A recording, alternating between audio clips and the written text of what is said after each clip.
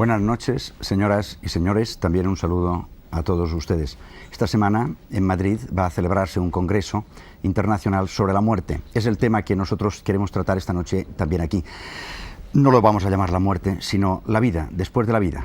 El título de un bestseller, más de 10 millones de libros vendidos, de Raymond Moody, que está esta noche con nosotros, es doctor en medicina.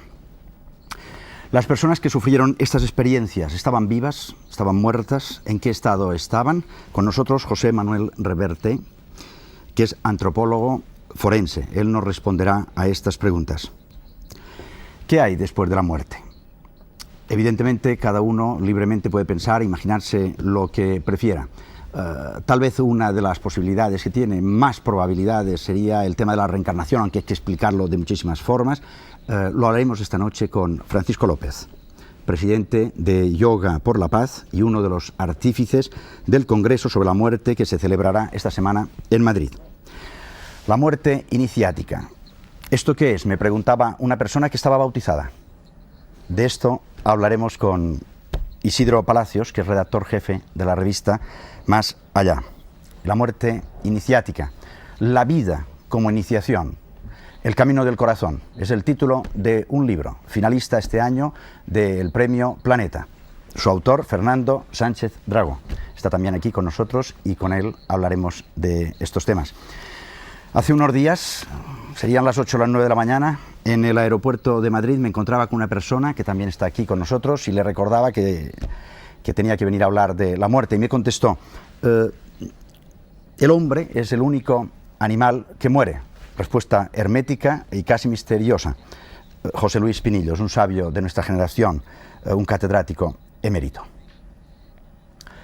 Y ahora, experiencias de la muerte. Nos lo cuentan en este vídeo.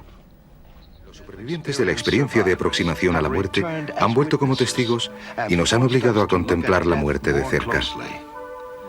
Se han enfrentado a lo más temido y han visto la muerte como una iniciación alegre, como un pasaje a otros mundos.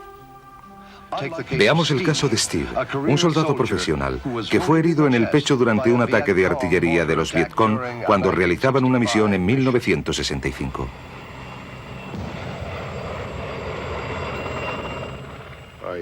Nunca me sentí muerto.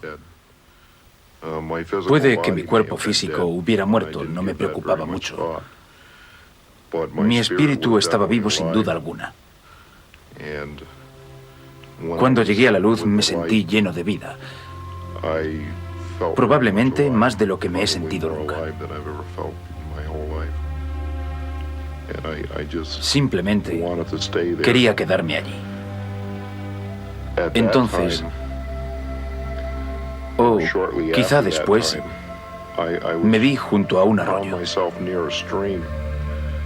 Yo estaba en una orilla y mi abuelo vino y me habló desde la orilla opuesta. Me dijo que aún no me tocaba ir allí y que tenía que volver. Lo que probablemente no hubiera hecho si me hubieran dejado escoger.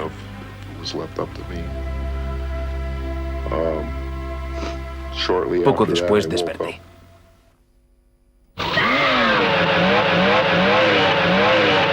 Siete años después, Luis nos cuenta su historia.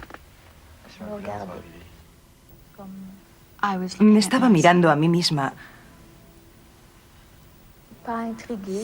como intrigada.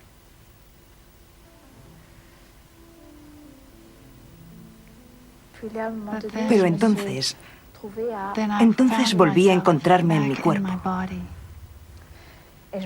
Siempre lo recordaré porque fue una sensación de la que no puedo desprenderme.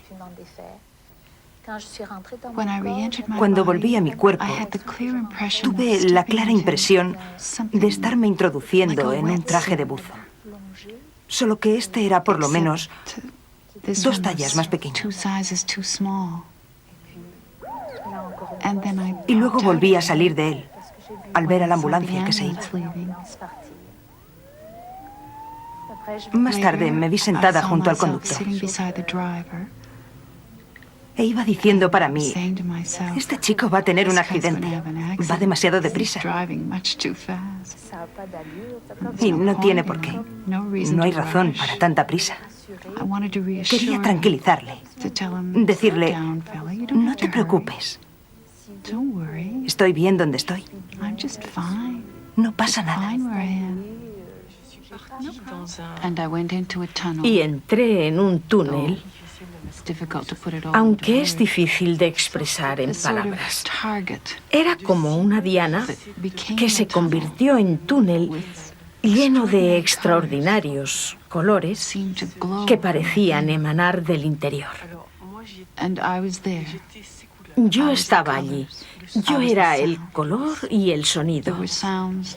Los sonidos me atravesaban, como si yo no tuviera cuerpo, y fuera el color y el sonido que parecían no tener origen, y me movía a gran velocidad.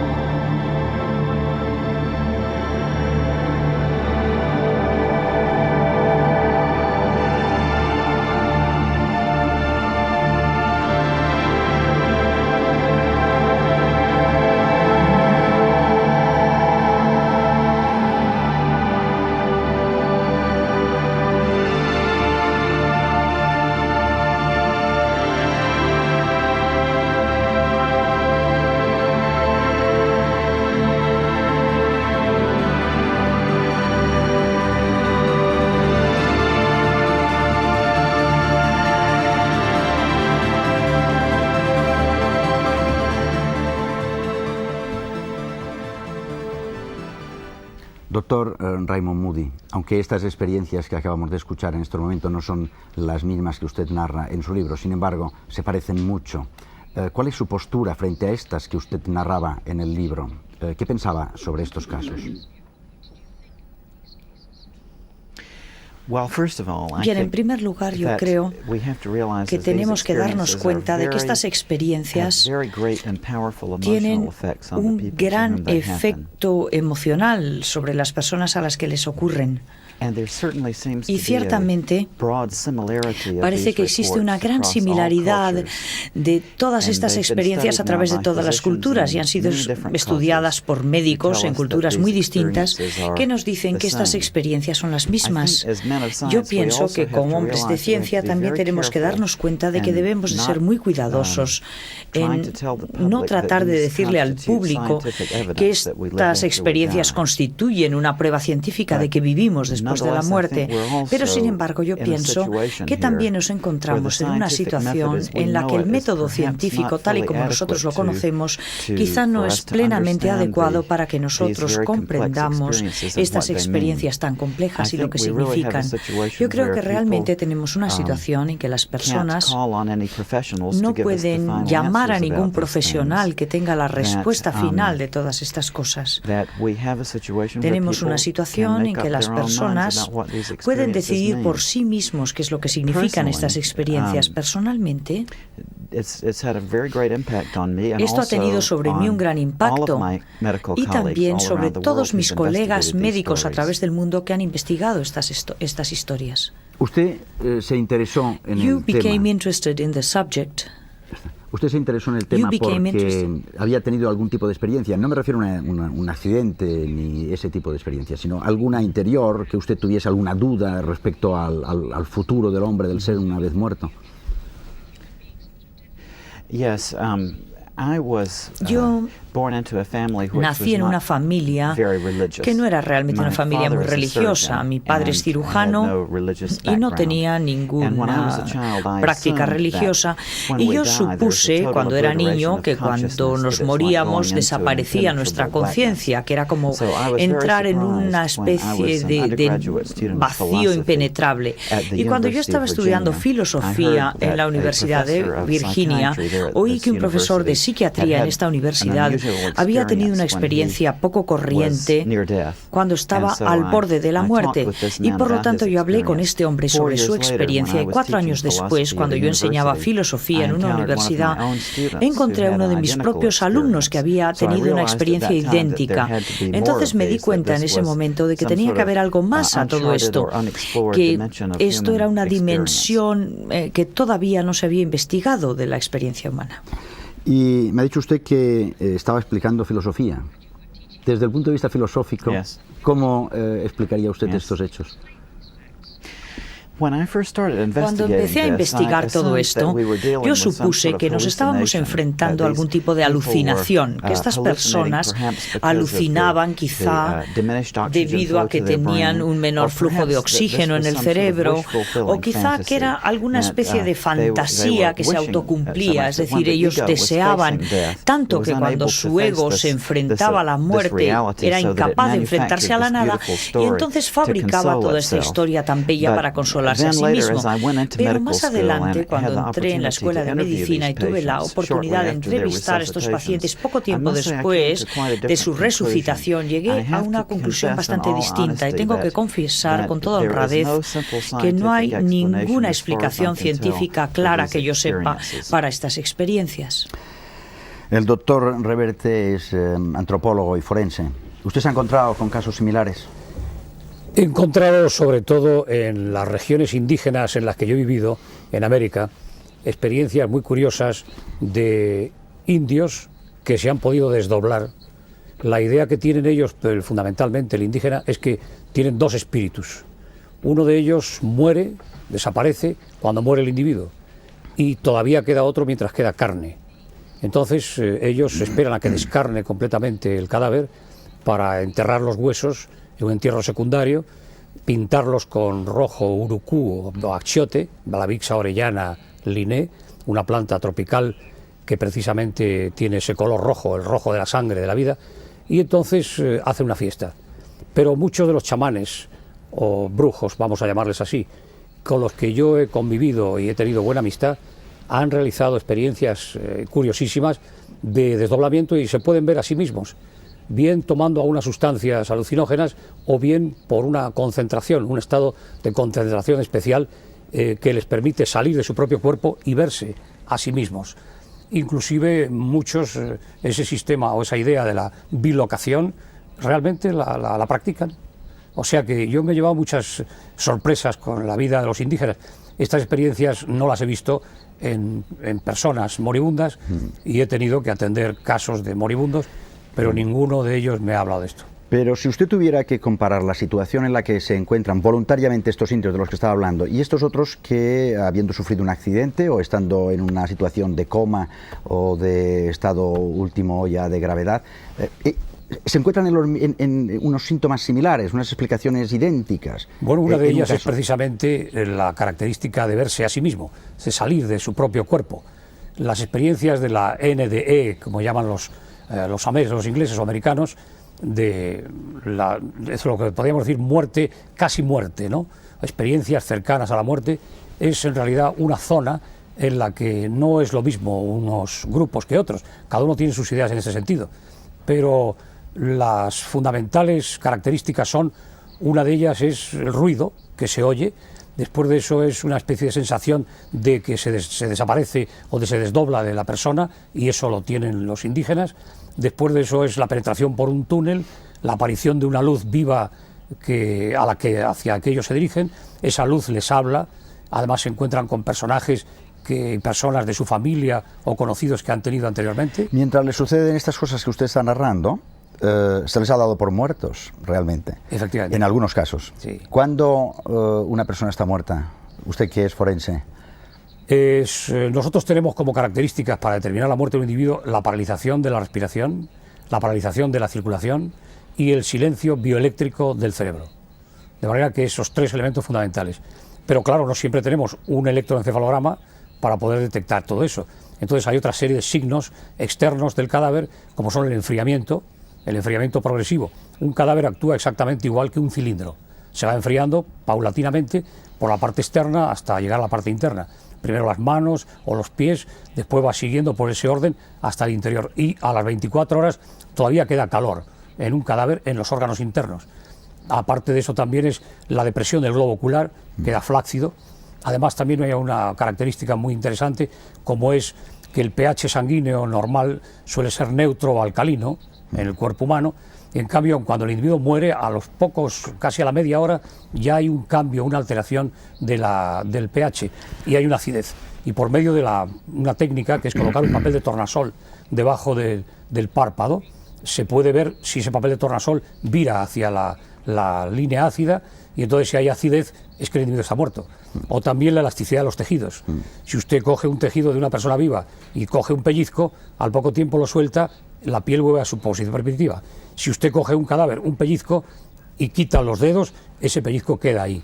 Si inyecta usted un centímetro cúbico de éter, por ejemplo, dentro de la piel de una persona muerta, sale por el orificio que ha puesto la aguja, sale el éter rechazado por el cuerpo. Si es en un vivo, en cambio, se difunde totalmente. O sea, hay una serie de pruebas muy características. Francisco López, entre las personas que han padecido esas experiencias o las han sufrido, hablan siempre de un estado de paz, de tranquilidad, de no desear retornar. Es muy parecido a lo que sucede cuando una persona hace yoga profundamente y lo sabe hacer. Los yogis han conocido y han descrito estados que podríamos llamar astrales, que son distintos del estado de vigilia habitual. Ahí puedes meter lo que ocurre en estas experiencias próximas a la muerte, puedes incluir los sueños, el trance, las visiones. Una gran parte de nuestra vida tiene lugar fuera de la experiencia común de vigilia. Y estas otras experiencias, que globalmente puedes llamar astrales, son de distinta naturaleza. Los yogis han definido muchas de ellas en distintos estados, y sobre todo una de ellas, que sería la plenitud, que es lo que denominan samadhi, que es cuando incluso estas experiencias se funden. Y lo más impresionante de esto es que la noción que nosotros tenemos, vivos o muertos, de nosotros mismos, siempre es una individualidad diferente a los otros, que nos permite ver el mundo como algo separado. En cambio, en esta experiencia última hay una fusión en la que uno desborda los límites de sí mismo y se funde con todo hasta hacerse infinito.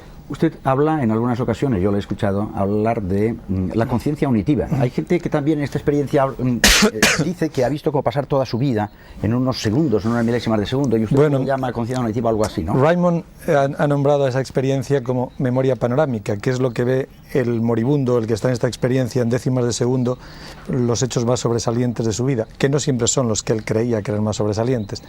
Pero un poco más adelante podríamos decir, poniendo un poco de humor sobre el morbo del tema, que los que están más muertos, es decir, los que han profundizado más en esta experiencia, ven también este manojo de cartas con los hechos más sobresalientes de su vida, pero no lo ven como espectadores neutros, sino que perciben, cuando lo están viendo, lo que sintieron aquellas personas que fueron objeto de sus acciones, buenas o malas, cuando éstas estuvieron teniendo lugar.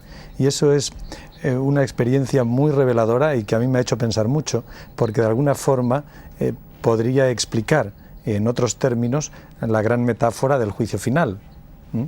Sí, sí. La muerte, presente en todas las culturas, recibe respuesta por parte de estas de diferentes formas. Nosotros vamos ahora a repasarlo en este documento que nos ha realizado Teresa Justel. De todos los seres que pueblan la Tierra, solo el hombre es capaz, por su inteligencia, de saber que desde el mismo instante de su nacimiento habrá de morir. A pesar de saberlo, el hombre se resiste con todas sus fuerzas a aceptar que nacer es nacer para la muerte. Una encuesta recientemente realizada por el Centro de Investigaciones Sociológicas CIS revela que un 44% de los españoles evita pensar en la muerte y más de un 50% dice hacerlo algunas veces e incluso a menudo. El fenómeno de la muerte ha ejercido una enorme influencia en todas las culturas, no solo en las ciencias, sino también en la literatura, el arte, la música y la religión. En la mitología griega, el sueño, hipnos, y la muerte, tánatos, eran hermanos gemelos de la familia de la noche. El sueño y la muerte habitaban en las costas del mar occidental, en la oscuridad subterránea, juntamente con sus otros hermanos los sueños. El culto a la muerte está presente en la raíz de los pueblos. En Galicia todavía una buena parte de la gente cree en la Santa Compaña, la procesión de las almas en pena que muchos aseguran haber visto durante la noche recorriendo los caminos. En algunas aldeas gallegas continúa celebrándose la procesión de los ataúdes o de los ofrecidos. Hombres, niños y mujeres transportan los ataúdes que representan la muerte de la que se salvaron por intercesión divina. Otros lugares de España también conservan el culto a la muerte, como en Vergés, Gerona, donde todos los años durante la Semana Santa se interpreta la danza de la muerte. Hay culturas que incluso sienten una especial atracción por los temas de ultratumba. México venera a sus difuntos, les acompaña durante la noche, les llevan ofrendas, flores y luces sin dejar de rezar por ellos. En México la muerte está incluso en los puestos callejeros para regocijo de los niños. Las culturas orientales, no importa a qué religión pertenezcan, saben muy bien que la vida y la muerte van unidas y que si es importante vivir, es igual de importante saber morir y ayudar en este trance a los que van a traspasar el umbral de la vida. Este es el caso de pueblos como el de los Torayas, grupo étnico que habita en Indonesia, en el centro de las Islas Célebes y que se caracteriza por su refinada cultura funeraria. En esta montaña rocosa excavan sus tumbas y panteones funerarios, envuelven a sus difuntos en telas y sedas y los representan en tallas de madera que colocan ante las tumbas como guardianes. A los niños suelen enterrarles en los huecos de los árboles. Los antiguos egipcios cuidaban con todo esmero de su cuerpo físico para que no se pudriese tras la muerte, porque un cuerpo estropeado no podría actuar como santuario del alma, que estaría condenada a desaparecer para toda la eternidad. En la India, los cuerpos se incineran en piras funerarias que se sitúan cerca del río sagrado por excelencia, el Ganges, a cuyas aguas irán a parar las cenizas del difunto. Por los rezos que acompañan el sepelio de la persona incinerada, se deduce que el muerto, aunque reducido a cenizas, continúa a su manera viviendo de un modo corporal. Todo sucede a todos de la misma manera, dice una de las sentencias del Eclesiastés. Una misma es la suerte que corren el justo y el impío, el bueno y el malo, el puro y el impuro, el que sacrifica y el que no ofrece sacrificios. Como el hombre de bien, el malhechor, como el que jura, el que teme el juramento. José Luis Pinillos, ahora sí que nos puede explicar qué quiso decirme cuando afirmó que el único animal que muere es el hombre. Creo que de alguna forma lo hemos visto aquí. Los dioses no mueren, son inmortales. Los animales no saben que mueren, no elaboran la muerte. En cambio, el hombre llena y puebla la muerte de fantasmas, de anticipaciones, de expectativas, de miedos, de esperanzas. Y todas las religiones, en definitiva, rodean la muerte de este conjunto de figuraciones, y el hombre es el único ser que vive realmente preocupado por su muerte, de una manera a veces no consciente, porque la muerte siempre es algo aplazado, pero son ideas reprimidas pero que siguen activas y están en la cultura y están gravitando enormemente sobre la vida del hombre. Eso es lo que quería decir cuando el hombre es el único ser que en realidad muere. ¿Usted cree que el hombre, nosotros, tenemos más conciencia de vivir precisamente por tener conciencia de que vamos a morir? No es nada fácil. La conciencia de vivir se adquiere sobre todo cuando se ha estado en presencia de la muerte y próximo a la muerte. A esto los indios le llaman cruzar el río. Cuando se ve la vida desde la otra orilla, se tiene, no siempre, pero mucho más presente lo que tiene de válido la vida, justamente porque se pone en contraste con la vivencia oscura y cercana de la muerte. Generalmente la vida rechaza la muerte. La conciencia además es en general superficial, siempre llega tarde a las cosas y, repito, tener conciencia de la muerte durante la vida es nada fácil y se tiene principalmente cuando se ha estado cerca de la muerte ya, en vida. Además, hay un contraste porque Las noticias que más interesan a veces son las morbosas, aquellas que tienen relación con la muerte. Por otro lado, las películas que a veces también más interesan son aquellas en donde hay más muertos y más crímenes y tal. Y por otro lado, la muerte natural, la muerte ciudadana, la muerte de un ciudadano se oculta. Siempre parece que hay que sacarlo por la puerta de atrás. Eso es ahora. Es curioso, ¿no? No, eso es ahora. Eso depende mucho. La muerte ha sido un hecho público durante mucho tiempo a lo largo de la historia. Fernando Dragón lo sabe mejor, probablemente mejor que yo. Ha sido un hecho público y ha dejado de ser público precisamente, sobre todo en nuestra civilización, donde no se sabe qué hacer con ella. Es absolutamente incompatible con los ideales de vida, con el progreso, con el hedonismo, con el confort, con el placer. La muerte es incongruente con todo eso. Entonces, ya que no se puede evitar, por lo menos se oculta, se margina. Yo creo que esa es una de las raíces, no solamente la única, no la única, quizá también la insolidaridad. Y el carácter privado, individualista de una sociedad de masas donde uno está más solo que en ninguna parte. La muerte se ha hecho privada, un hecho privado, un hecho oculto en lugar de ser un hecho público y un hecho que se anunciaba. Curiosamente, durante la Edad Media la gente sabía, y en la Antigüedad sabía cuándo iba a morir. Lo anunciaban y era un hecho natural. Incluso había como especie de, por lo menos no sé si serían alucinaciones o no, pero como apariciones, alguien sabía, bueno, pues me ha visitado la muerte, voy a poner orden en mis asuntos porque sé que voy a morir, y eso era un hecho que se admitía. La muerte como un hecho natural y que se admitía. Me contaba un monje tibetano que entre ellos, cuando muere uno que ha llevado una vida santa, les dejan varios días sentado, sencillamente porque no se enfría el cuerpo, se va enfriando lentamente y además se va enfriando a partir de los pies, pasando hacia la cabeza, y al cabo de unos días lo último que se enfría es el corazón. Es que, me contaba el monje tibetano, ellos se van voluntariamente y además ordenadamente van sacando sus propias energías. La cantante que ahora vamos a ver insinúa justamente con las manos este paso de los chakras desde el sexo, pasando por el corazón y hasta la cabeza, y luego la energía que se esparce como si la sembrase por el cosmos y por el espacio. Veámoslo.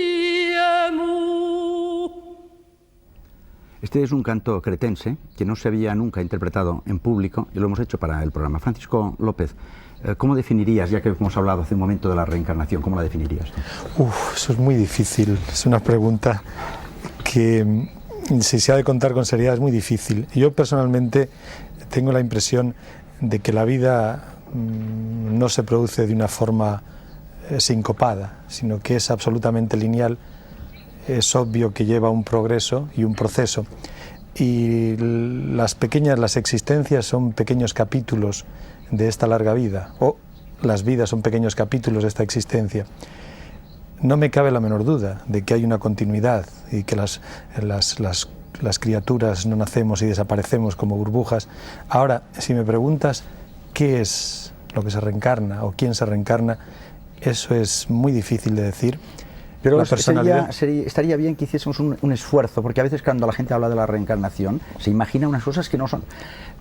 Bueno, si pudiésemos decir qué es de la reencarnación, hay la idea popular de que has sido una bailarina o montaña, como dice Shirley MacLaine. Bueno, eso pertenece al folclore y a la cultura o a los sucedáneos de cultura de la masa, pero en profundidad, en filosofía pura, es un tema muy profundo. Yo tengo para mí, esto es una opinión obviamente subjetiva, que no es la personalidad, es decir, no es Fernando o no es Raymond o no es Francisco quien se reencarna, puesto la personalidad está más relacionada con las circunstancias puntuales y específicas de una existencia en particular, y estas pueden disolverse cuando desaparecen esas circunstancias, como el cuerpo es una de ellas, la familia, el entorno. Sin embargo, hay algo que permanece dentro y que continúa. Tal vez quien más se aproxima a explicarlo sea este famoso y joven biólogo Rupert Sheldrake, inglés, con sus revolucionarias teorías de lo que él llama campos morfogénicos, morfogenéticos, que serían una especie de subconsciente colectivo donde se van acumulando las experiencias de la especie y de las que, por un fenómeno que él denomina también de alguna manera, porque es muy misterioso, resonancia mórfica, cada individuo conectaría y expresaría a través de fenómenos como el instinto, por ejemplo, lo que es la sabiduría de toda esa especie o la experiencia de toda su andadura que está ahí. De alguna manera esto puede entroncar con lo que llamamos la reencarnación, que todas nuestras experiencias forman parte de un depósito común del que algo que vamos a llamar la individualidad antes que la personalidad, aunque estos siempre son términos confusos, continúa, de tal manera que cada vez sabemos más, cada vez somos más inteligentes, nuestra conciencia se abre más y nos acercamos más a ese ideal desconocido que llamamos perfección, Dios o lo que sea. Así es como yo veo esta reencarnación, como una serie sucesiva de existencias en distintos cuerpos y en distintos peregrinajes que van alimentando un trasfondo común que es la evolución. Doctor Raymond Moody, ¿estaría usted cerca de esta explicación? ¿Le gusta esta explicación sobre la reencarnación? De hecho, me gusta, sí. Y debo decir que a lo largo de los últimos años he hecho algunas investigaciones sobre una cosa que se llaman regresiones a la vida pasada, y este es un estado en el cual se colocan a las personas bajo hipnosis y se trata de llevarles a sus vidas pasadas. Yo sé que en la literatura popular la impresión sobre todos estos acontecimientos es que todos acabamos siendo Napoleón o Cleopatra, y las personas siempre informan que han tenido una vida pasada muy exótica, muy poco habitual. Pero mi experiencia, según he realizado más de 200 experiencias de este tipo bajo hipnosis de regresión a la vida pasada, la mayoría de las personas han vivido unas vidas muy corrientes, hablan de una vida muy corriente. Y con estas regresiones a la vida pasada, así como en estas experiencias cerca de la muerte, yo creo que no podemos tampoco utilizar esto como pruebas científicas per se de que exista una vida después de la muerte, pero sí encuentro que es un dilema fascinante de la naturaleza humana, o un problema, el por qué nosotros los seres humanos tenemos un nivel de nuestra mente que es capaz de elaborar estas historias tan complejas. Es decir, que esto no parece ser similar a las fantasías o a los sueños, sino que parece ser una dimensión distinta de la experiencia humana que yo he encontrado que tiende a permitir a las personas experimentar una nueva forma de identificación con los seres humanos de todas las eras. Sí. Fernando Sánchez Dragó, ya sabemos que la palabra reencarnación se puede explicar de muchísimas formas, pero realmente de lo que estamos hablando responde a muchas incógnitas respecto al futuro del hombre una vez muerto. Bueno, yo creo, exagerando un poco, que la reencarnación es una hipótesis que explica la historia universal y desde luego también la historia particular. La reencarnación con el concepto que va indisolublemente asociado a la reencarnación, que es el karma. Hace 20 años hablar en España del karma hubiera sonado a chino. Hoy día yo creo que casi todo el mundo sabe lo que es el karma. Karma es una palabra sánscrita que significa acción, y cada acción de nuestra vida presente o de nuestras vidas anteriores suscita una reacción. Es un poco una ley parecida a la de causa y efecto. Yo cuando me encontré por primera vez, de una forma seria, de una forma reflexiva, con la idea de la reencarnación fue en 1967 en la India, y tuve allí una serie de experiencias que en parte están recogidas precisamente en esta novela El Camino del Corazón que tú has mencionado, y lo que me fascinó, lo que me sedujo, lo que me hizo caer de rodillas ante esta hipótesis era no solo su belleza, sino también su cientificismo, su razonabilidad y su racionalidad. Es decir, verdaderamente yo creo que la reencarnación responde sobre todo a eso que Alexis Carrel llamaba la incógnita del hombre. Y la gran incógnita del hombre es el carácter. Y no olvidemos que Jung y Hermann Hesse elaboraron una teoría del carácter diciendo que el carácter es el destino, verdaderamente el carácter nos marca, mucho más que la inteligencia, mucho más que la memoria, mucho más que la voluntad. Entonces, todo eso que es la personalidad, la conducta de una persona, las tendencias congénitas, todos venimos al mundo con tendencias congénitas. Típico es el ejemplo de Mozart, que a los 5 años componía fantásticas sinfonías. ¿Por qué componía esas sinfonías? Todos pertenecemos a lo que precisamente Jung llamó un determinado tipo psicológico. Todos somos o introvertidos o extravertidos, y en fin, de la misma forma que acaba de hablar de esta polaridad, cabría hablar de otras. Al mismo tiempo, ¿por qué algunas personas son felices? ¿Por qué algunas personas son infelices? ¿Por qué algunas personas están satisfechas? ¿Por qué algunas personas están insatisfechas? ¿Cómo se producen ese tipo de afinidades selectivas por las cuales nos enamoramos de una mujer o conocemos a una persona e inmediatamente entablamos una relación de profunda amistad con ella? ¿Cómo se explica también esa sensación que todos hemos experimentado alguna vez de lo que cabría calificar del síndrome de yo estuve aquí una vez? Sabemos que no hemos estado en un determinado sitio y sin embargo cuando llegamos a él por primera vez tenemos la sensación de que lo conocemos. Luego el problema de los premios y los castigos, que estarían explicados precisamente por el karma. Yo creo que todas estas cosas, todas estas incógnitas se resuelven gracias a la reencarnación. La reencarnación es la piedra angular que sostiene la bóveda. Platón decía que el alma no conoce, recuerda. Y bueno, yo creo que desde este punto de vista fundamentalmente lo que explica la teoría de las reencarnaciones es la aparente injusticia del mundo en el que nos movemos, de este valle de lágrimas. Todos hemos dicho alguna vez, si Dios existe, Dios es injusto, porque hay sufrimiento, porque hay hambre, porque hay guerras, porque hay carestías, etcétera, etcétera. Bueno, pues Dios no es injusto desde esta perspectiva porque estamos pagando el peso de las acciones buenas o malas cometidas en nuestras vidas anteriores. Dios es justo en la teoría de la reencarnación. Cada pieza se ubica en su casilla. Francisco López está sonriendo porque quiere decir que estás de acuerdo. No, yo me sonrío por lo bien que cuenta las cosas, Fernando. ¿Tú crees que tiene una base científica? El karma. Filosófica, científica malamente, porque la ciencia es aquello que puede medirse, pesarse, analizarse, y ciertamente que la reencarnación no entra en esa categoría. Ahora, una base filosófica sí.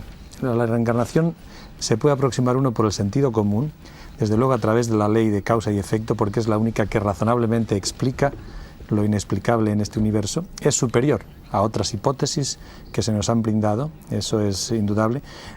Creen en ella.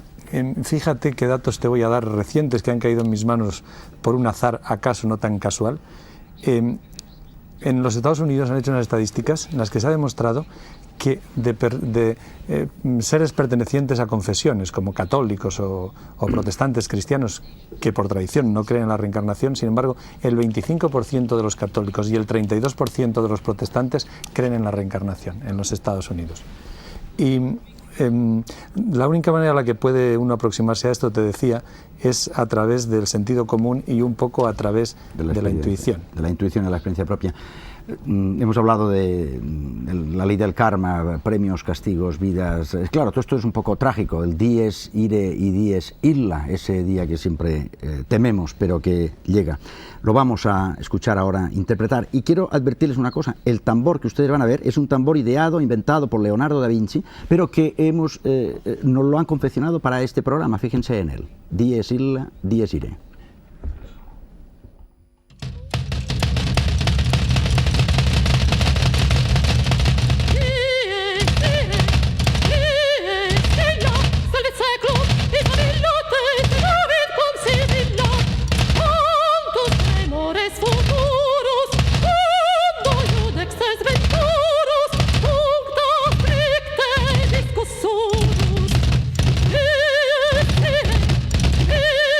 Illa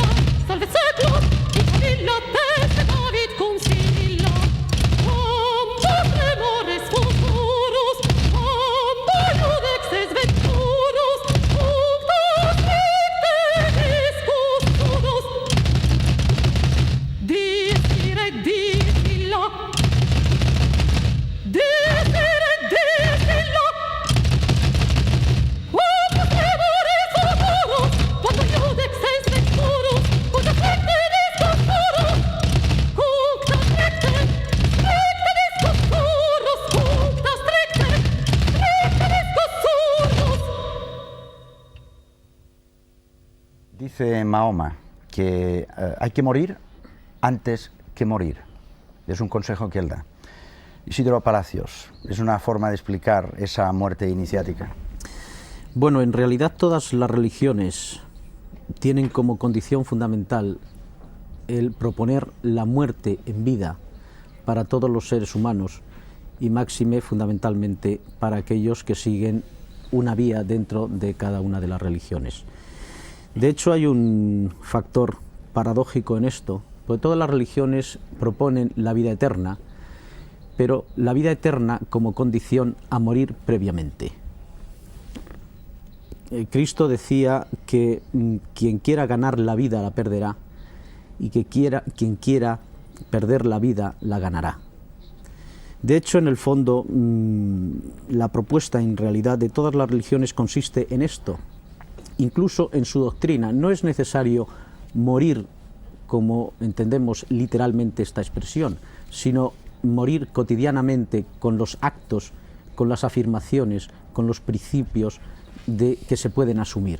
Por ejemplo, una forma de morir dentro de los aspectos morales de una religión, por ejemplo, puede ser la obediencia. Mediante la obediencia el hombre muere a sí mismo. Otra forma de morir podría ser, también propugnado en todas las religiones, la humildad, que es la negación de sí mismo. La vida y la muerte en el mundo está presente en todos los aspectos. Hay un símbolo que Mishima concretamente aludía de una forma muy concluyente. La vida puede ser aquel reducto donde nosotros, por ejemplo, estamos en este momento, en el globo terráqueo, donde respiramos y sin embargo aspiramos al cielo. Y en ese cielo no se respira, es decir, el cuerpo no puede vivir. Y sin embargo aspiramos a él. En el fondo aspiramos a un mundo, a un ámbito, a una realidad donde en realidad no podremos tener existencia corporal. De hecho, la experiencia mística consiste en el fondo en esto, en salir el alma o el espíritu del cuerpo, dejarlo inerte en la tierra y tener una experiencia estática o técnica estática, como conocemos por todas las técnicas místicas. En este reportaje de Teresa Justel vamos a hablar de esas experiencias de muertes místicas.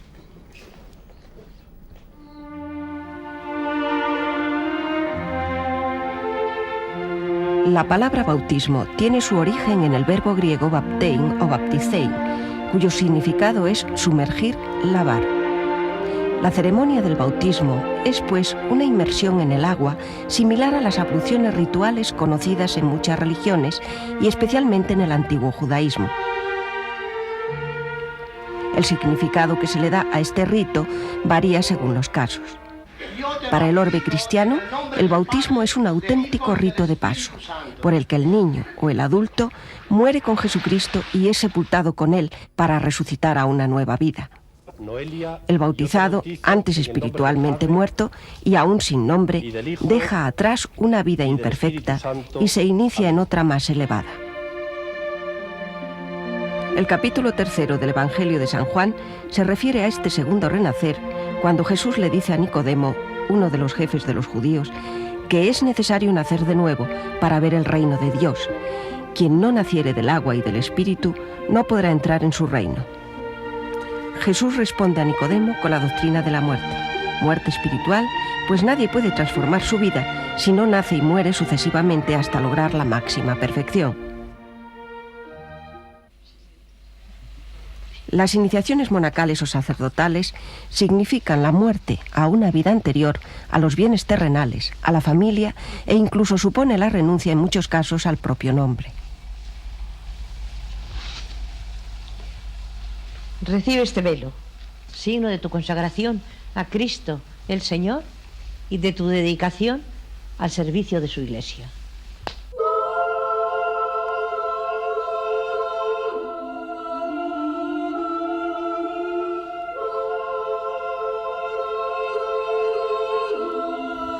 Algo parecido se podría decir en relación con el matrimonio, al que los griegos llamaban telos, que significa consagración. Aunque en términos generales, y según la sociedad actual, el matrimonio haya perdido el sentido iniciático, La Iglesia Católica defiende el principio por el cual casarse significa experimentar un nuevo rito de paso, por el que dos personas individuales se convierten en una.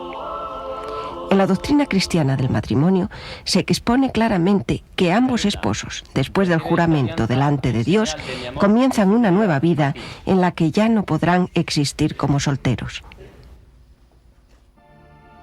En todos los pueblos, en todas las culturas, por primitivas que sean, se practican ceremonias de iniciación. En la religión judía se celebra el Bat Mitzvah, que significa la mayoría de edad religiosa en las niñas. Entre los quechuas, un grupo indígena del Perú, todavía se practica la ceremonia del Rutu Chicuy. Es este un rito de origen incaico en el que se corta por primera vez el pelo a una niña en presencia de sus padrinos e invitados, lo que significa su iniciación en la sociedad. La tradición asegura que es así como el hombre logra su plenitud, concibiendo la vida como una sucesión de iniciaciones constantes.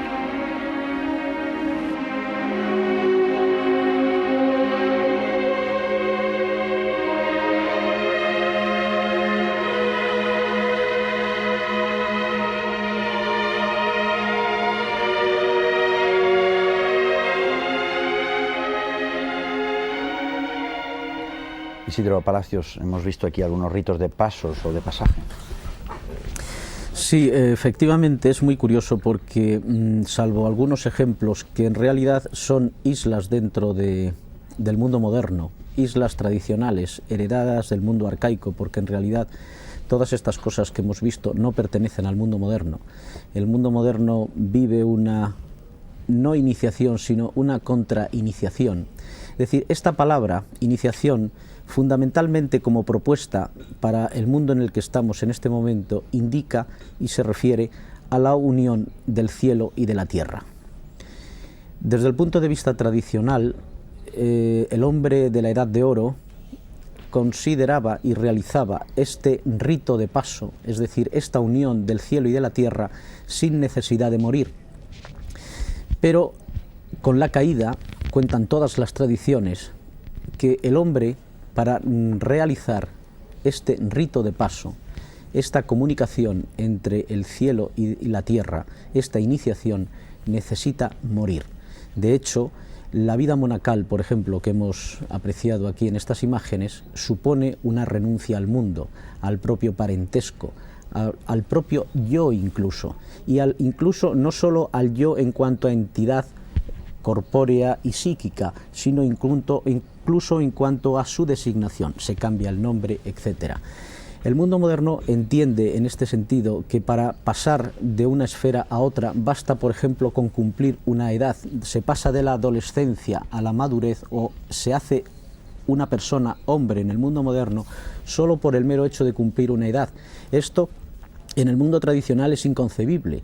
En el mundo tradicional el asumir la condición de hombre está en función de asumir una condición cualitativa, es decir, en asumir un estado de perfección interior, mediante la realización de un acto heroico o mediante una visión, por ejemplo, espiritual. O como diría Fernando Sánchez Dragó, la vida misma convertida en iniciación, día a día, iniciándose constantemente el ser humano, ¿no es así?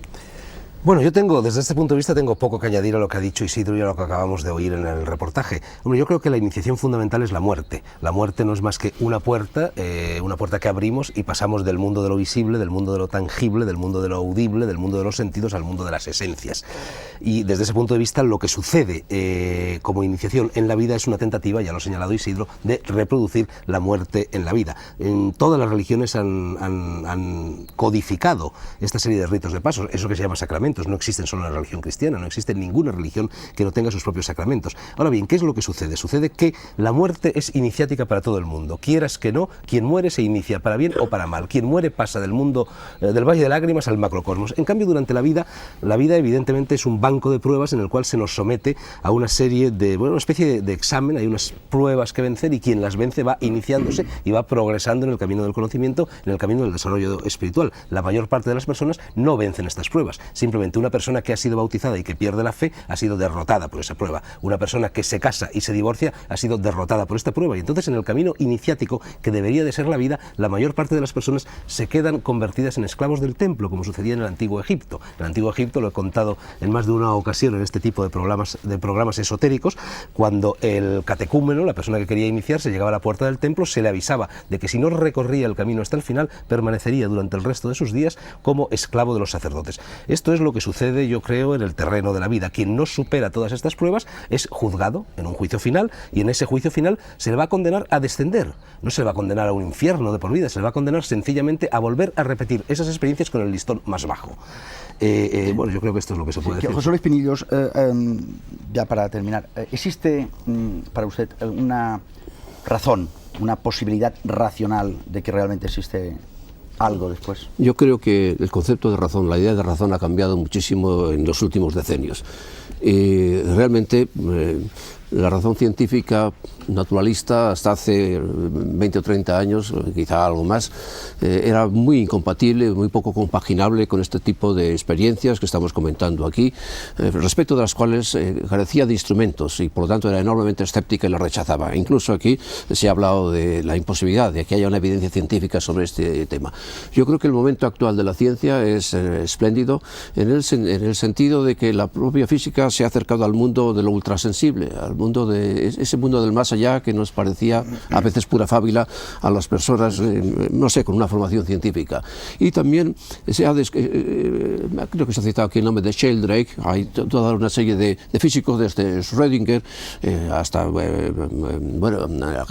Kapra y otros muchos, que tratan de ver y han visto una aproximación entre la mística oriental y los conceptos fundamentales de la nueva física. Hay también otro tema que me parece importantísimo, que está presente aquí en toda la conversación: la unión del individuo a una conciencia cósmica, a una conciencia unitiva que tiene un reflejo en la nueva racionalidad científica, que habla de órdenes muy superiores a los órdenes materiales por un lado, mentales por otro, que los engloba a todos. Yo creo que el momento actual es espléndido y significa una apertura de la razón al mundo, no sé, teológico, al mundo religioso, al mundo de la espiritualidad y al mundo de lo ultrasensible, del más allá. Sí.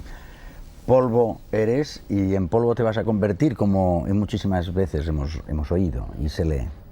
Tal vez, después de lo que acaba de decir José Luis Pinillos, deberíamos traducirlo como esencia eres y en esencia te convertirás. Mientras les deseamos a ustedes paz y buenas noches, les dejamos con este canto Santa Mater, que es del siglo XVIII, y verán ustedes que los instrumentos que se utilizan están hechos como de unas ruedas de madera, unas tablas de madera cubiertas con pez. Buenas noches y hasta el próximo martes en la Tabla Redonda.